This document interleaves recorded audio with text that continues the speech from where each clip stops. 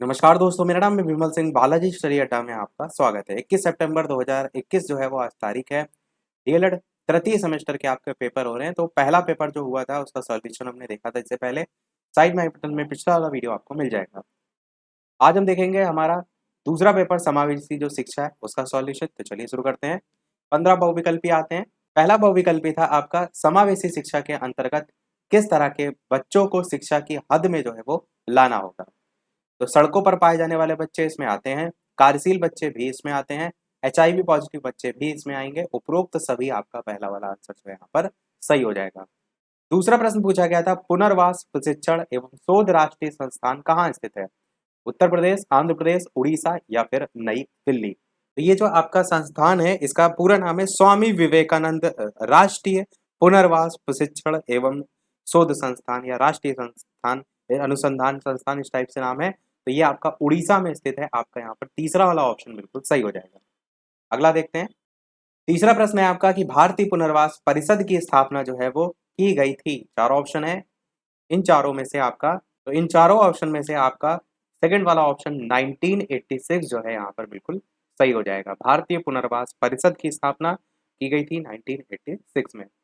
अगला प्रश्न पूछा गया था, अस्थि बाधिता के कारण क्या होते हैं। तो जन्मजात है, दुर्घटना है, बीमारी है या सभी है। तो आप कहेंगे सभी कारणों से ही अस्थि बाधिता जो है वो हो सकती है। तो आपका चौथा वाला उपरोक्त सभी यहाँ पर सही हो जाएगा। अगला प्रश्न आपका है कि दृष्टिहीन जो बालक हैं वो ज्ञान प्राप्त करते हैं स्पर्श के द्वारा, श्रवण के द्वारा या फिर दोनों के द्वारा या फिर इनमें से कोई नहीं। तो आप स्वयं से अगर आप देखेंगे तो दृष्टिहीन जो बालक हैं वो क्या करते हैं, किसी भी चीज को उनको नहीं दिखाई दे रहा तो स्पर्श के द्वारा ही पता करते हैं ना कि वो कौन सी पर्टिकुलर चीज है। ऐसे ही श्रवण के द्वारा, अगर जैसे कि टीवी चल रही है वो देख नहीं सकते तो सुन तो सकते हैं, तो वो भी ज्ञान प्राप्ति का एक साधन है। जैसे रेडियो सुन रहे हैं तो वो दृष्टिहीन बालक जो है उनके लिए ज्ञान प्राप्ति का एक साधन है। तो आंसर आपका एक और दो दोनों ही आपका यहाँ पर बिल्कुल सही हो जाएगा। अगला देखते हैं प्रश्न नंबर 6। प्रश्न छठा है कि, तो प्रश्न आपका है छठा कि वंचित होना बाल्य जीवन की उद्दीपक दशाओं की न्यूनता। ये परिभाषा किसने दी थी। वॉकमैन, गार्डन, इस टाइप से चार ऑप्शन थे। तो गार्डन आपका यहाँ पर सेकंड वाला ऑप्शन सही हो जाएगा। इन्होंने ये परिभाषा जो है वो दी थी। अगला प्रश्न पूछा गया था, दृष्टि बाधिता का मुख्य कारण क्या होता है। वातावरण होता है, वंशानुक्रम होता है, दोनों होता है या फिर इनमें से कोई नहीं। तो अगर आप देखेंगे तो वातावरण का प्रभाव दृष्टिबाधिता पर बिल्कुल पड़ सकता है, ये एक रीजन हो सकता है। तो दूसरा वाला जो ऑप्शन है उसके साथ आप थोड़ा सा संशय में हो सकते हैं, पर वंशानुक्रम भी आपका कारण में जो है वो आता है। दोनों ही आपके मुख्य कारण में आएगा। आंसर यहाँ पर दोनों, एक और दो सही होगा। ये आपका सही हो जाएगा। अब देखिए, समझिए भी वातावरण कैसे, दृष्टिबाधिता वातावरण का प्रभाव कैसे पड़ता है। कई बार छोटा बच्चा जो होता है, घर में कोई रखी है, कोई चीज है, कोई दवाई है, कोई जहरीली दवा है, उसको खा ले रहा है, या फिर कहीं सड़क पे जा रहा है, दुर्घटना का शिकार हो गया, आंखें उसकी चली गई, या उसमें दृष्टिबाधित किसी भी संदर्भ में आ गया, तो ये आपका वातावरण एक रीजन होता है। 1991 में एक सर्वे भी किया गया था, उसमें भी ये बताया गया था कि जो दृष्टिबाधिता है उसका जो मुख्य कारण होता है वो होता है बड़ी उम्र या कोई चोट। अगर बात करें वंशानुक्रम की, जो आपको थोड़ा सा कंफ्यूजन क्रिएट हो सकती है, तो वंशानुक्रम कैसे है। तो जो माता पिता में जो माता है वो, कई बार क्या होता है, जन्म से जो पूर्व की अवस्था होती है उसमें माँ जो है उनके द्वारा कोई गलत दवाई खा ली गई, या फिर असंतुलित आहार खा लिया गया, या फिर उचित वातावरण नहीं मिला। तो ये सब जो रीजन होते हैं वो प्रभाव किस पर डालते हैं, बच्चे पर डालते हैं। तो वो रीजन आता है आपका वंशानुक्रम में भी। इसलिए आपका दोनों, एक और दो दोनों यहाँ पर मुख्य कारण में आ जाएगा।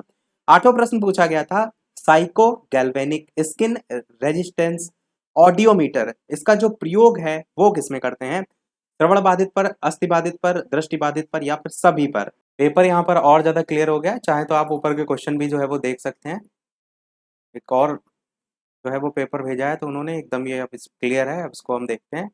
तो आठवां प्रश्न था आपका, psycho galvanic skin resistance audiometer का प्रयोग करते हैं। तो ये क्वेश्चन आपका आपके कोर्स में जो मैंने चीजें दिखाई उसमें नहीं है, और आपकी जो एससीईआरटी पीडीएफ है उसमें भी नहीं है। बाकी यदि आपका राजन वगैरह में दिया होगा तो उसका आंसर बताइएगा। बाकी आंसर की बात करते हैं तो psycho galvanic skin resistance audiometer, इस टाइप से अगर आप देखेंगे तो यहाँ पर पहली लाइन लिखी हुई है कि जो हियरिंग होता है आपका, सुनने की क्षमता जो है, उसके टेस्ट के तौर पर इस मेथड का यूज किया जाता है। तो उस आधार पर आप यहाँ पर श्रवण बाधित लगा सकते हैं। ऑडियोमीटर यहाँ पर एक टर्म भी यूज किया गया है, पर इस आंसर को हम अभी तक क्लैरिफिकेशन नहीं दे सकते, क्योंकि अभी तक जो SCERT PDF है उसमें अगर आप देखेंगे तो नहीं देखने को मुझे मिला था, मैंने इसको देखा था। बाकी यदि आपके किसी पवन या राजन या किसी और बुक में हो तो आंसर वीडियो के मेन कमेंट में टाइप करके बताइएगा ज़रूर। और मेरे अकॉर्डिंग मैंने आपको दिखा दिया कि यहाँ पर जो हेयरिंग जो है उसके संदर्भ में बात की गई है, तो उस आधार पर आपका यहाँ पर श्रवण बाधित आंसर जो है वो सही होगा। अगला देखते हैं आपका टर्मन के अनुसार प्रतिभाशाली जो बालक है उसकी जो बुद्धि लब्धि होती है वो कितनी होती है? 120, 135, 140 या फिर इनमें से कोई नहीं। तो टर्मन के अनुसार जो बुद्धि लब्धि थी वो आपकी 125 से 140 के बीच थी। ये थी उच्च बुद्धि जिसको हम कहते हैं सुपीरियर, और सुपीरियर के आगे जब लग जाएगा वेरी, तो वेरी सुपीरियर में जो है ये आता था। पर प्रश्न में प्रतिभाशाली यानी कि जीनियस पूछा गया था, तो जीनियस आपका आता है 140 से अधिक में। तो थर्ड वाला यहाँ पर आपका ऑप्शन बिल्कुल सही होगा कि टर्मन के अनुसार बुद्धि लब्धि जो बालक की है वो आपकी 140 से अधिक होती है। यही कामत के अनुसार पूछी गई होती तो वो भी आपकी 140 से ऊपर ही है प्रतिभाशाली की जब बात होती है। बाकी नीचे का वर्गीकरण आपका अलग हो सकता है। 140 से अधिक यहाँ पर सही होगा। अगला प्रश्न आपसे पूछा गया था कि अल्फ्रेड जो बिने थे उन्होंने बुद्धि परीक्षण जो है वो बनाया कब था? 1879, 1911, 1857, 1905। आंसर की बात करते हैं इन चारों ऑप्शन में से 1905 आपका सही हो जाएगा। सबसे पहला जो बुद्धि परीक्षण था अल्फ्रेड जो बिने थे इन्होंने 1905 में जो है वो साइमन की मदद से फ्रांस में जो है वो बनाया था, तो आपका 1905 यहाँ पर सही हो जाएगा।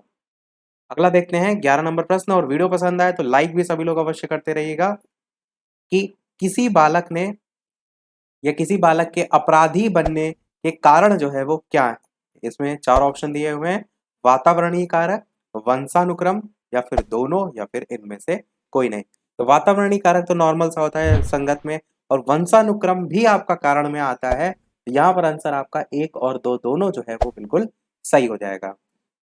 12 नंबर प्रश्न पूछा गया था समावेशी जो बालक समूह है वो बनाते हैं समांगी, असमांगी, या फिर विषमांगी, या फिर सभी प्रकार के। तो फिर तो आंसर की बात करते हैं। ये क्वेश्चन आपका जो पवन के क्वेश्चन कराए थे हमने, पवन की जो गाइड थी उसमें आया था समावेशी जो बालक होते हैं वो आपके विषमांगी जो है वो होते हैं। थर्ड वाला आपका यहाँ पर सही हो जाएगा। जो क्वेश्चन हमने कराए थे उसमें तीसरे नंबर का ही ये क्वेश्चन था, आपको याद होगा तो आप आसानी से इसे कर ले गए होंगे। विषमांगी यहाँ पर सही होगा। 13 नंबर प्रश्न था लुई ब्रेल जो है इनका जन्म जो है वो हुआ था, कब हुआ था? ऑप्शन एबीसीडी में से कौन सा सही होगा? तो लुई ब्रेल का जन्म 1809 में हुआ था। तारीख भी आप चाहें तो याद रख सकते हैं, 4 जनवरी 1809 को हुआ था। कहाँ हुआ था? तो फ्रांस में हुआ था। और फ्रांस में कहाँ हुआ? तो फ्रांस के छोटे से ग्राम जिसका नाम था कुप्रे, उसमें जो है वो हुआ था। एक मध्यम वर्गीय परिवार में जो है वो हुआ था। तो आपका यहाँ पर 1809 बिल्कुल सही हो जाएगा। 14 नंबर प्रश्न पूछा गया था कि जो ब्रेल लिपि है वो कितने बिंदुओं पर आधारित होती है? ये तो आपको काफी बार बताया मैंने, 6 बिंदुओं पर आधारित होती है। आपका सेकंड वाला आपका ऑप्शन यहाँ पर जो है वो बिल्कुल सही हो जाएगा। अगला और इस वीडियो का लास्ट प्रश्न था कि दृष्टि बाधितों के लिए जो राष्ट्रीय शिक्षा संस्थान है वो स्थित कहाँ है? हरिद्वार, कानपुर, आगरा, या फिर देहरादून। तो आपका इन चारों ऑप्शन में से देहरादून जो है वो बिल्कुल सही होगा, यानी कि आपका ऑप्शन नंबर चौथा वाला देहरादून। इसे हम NIVH के नाम से जानते हैं, शॉर्ट में NIVH। फुल फॉर्म होती है इसकी national institute for the visually handicapped. तो ये आपका देहरादून में है। ये किसी और सेमेस्टर में भी एक बार पूछा गया था, आपको याद होगा। आपको नहीं, मुझे याद है क्योंकि मैंने ये सॉल्यूशन कराया था। ये आपके 15 बहुविकल्पी हो गए। बाकी आप देखेंगे तो लगभग सब थ्योरी बेस्ड है, जैसे बाल अपराधी बालकों के उपचार की विधि, मंद बुद्धि बालकों के पहचान लक्षण, ये सब अति लघु में है। अपवंचन है, वाड़ी बाधक लक्षण बताने थे, प्रतिभाशाली जो बालक हैं उनकी दो विशेषता। एक क्वेश्चन ये पूछा गया है मनोविज्ञान शाला कब और कहाँ स्थापित हुआ था? कब हुआ था? 1947 ईस्वी में हुआ था। कहाँ हुआ था? तो उत्तर प्रदेश के इलाहाबाद में जो है वो हुआ था। ये आप इसमें लिख सकते थे। श्रवण विकलांगता के प्रकार, निर्देशन, टेलर फ्रेम का उपयोग कैसे करना, हकलाने के कारण, समावेशी शिक्षा की विशेषताएं, श्रवण विकृति, निर्देशन के दो प्रमुख उद्देश्य, वाक दोष के प्रकार, और बुद्धि लब्धि का जो सूत्र होता है वो नॉर्मल आप लिख सकते थे। लघु में देखेंगे तो लेखन अयोग्यता, मंदबुद्धि बालक का अर्थ, जड़ मूड को परिभाषित करना था, परामर्श से क्या समझते हैं, विशिष्ट बालकों की पहचान, और लास्ट के क्वेश्चन देखेंगे तो बुद्धि परीक्षण के प्रकार पूछे हैं, अपराधी बालक जो उनके विचार की विधियां, भारतीय पुनर्वास परिषद के कार्य, शारीरिक अक्षमता या विकलांगता की परिभाषा और लास्ट क्वेश्चन था इस वीडियो का, परामर्श के जो है वो प्रकार लिखिए। तो ये था आपका ओवरऑल पेपर। टोटल 15 में से कितने बहुविकल्पी आपके सही रहे वीडियो के मेन कमेंट में टाइप करके बताइएगा, और ओवरऑल कैसा पेपर रहा अवश्य बताइएगा। तो आज में इतना ही। वीडियो पसंद आया हो लाइक कीजिएगा और लोग के साथ शेयर कीजिएगा। मिलते हैं अगले अपडेट में, तब तक के लिए नमस्कार, जय हिंद।